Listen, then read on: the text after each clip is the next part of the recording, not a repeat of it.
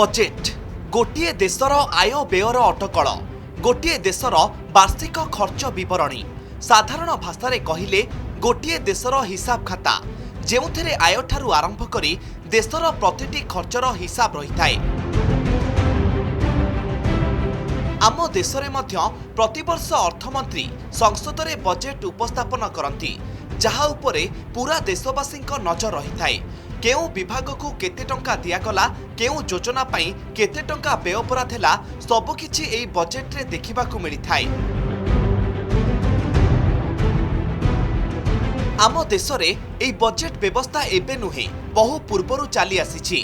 भारत स्वाधीन हेबा पूर्वरु 1960 मसीहा अर्थात दीर्घ 160 वर्ष तले भारत में यह बजेट व्यवस्था आरंभ होइथिला।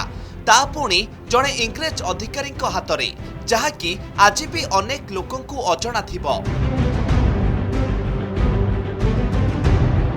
James Wilson father of Indian budget अर्थात तांकरी हाथ में जन्म नेइथिला भारतीय बजेट।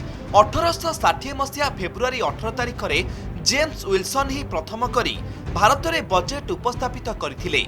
सेतेबेले सारा देश में इंग्रेज शासन चालू थाए आउ भारतर भाइसराय थाती लॉर्ड कैनिंग।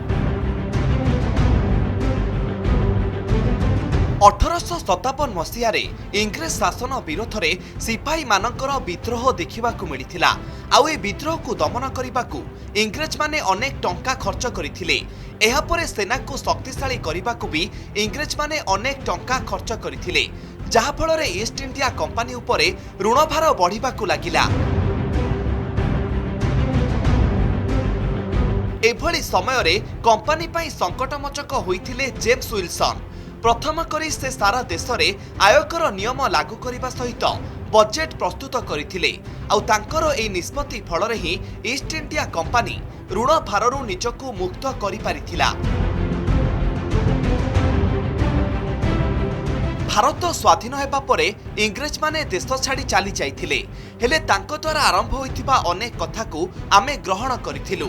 तेणु देश स्वाधीन हेबा परे भी भारत रे एई बजेट व्यवस्था जारी रहिथिला।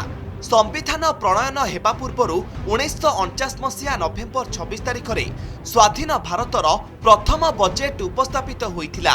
सेतेबेलर अर्थमंत्री आर के स्तनमुखम एई बजेट उपस्थापन करथिले। एहा परे परे मोरारजी देसाई, इंदिरा गांधी, प्रणब मुखर्जी, राजीव गांधी, मनमोहन सिंह, पी चिदम्बरम, अरुण जेटली भली नेता देशर अर्थमंत्री थाई बजेट उपस्थापन करथिले। मोदी सरकार द्वितीय पाली आरंभ हेबा परठारु निर्मला सीतारमण देशर बजेट उपस्थापन करि आसुछंती।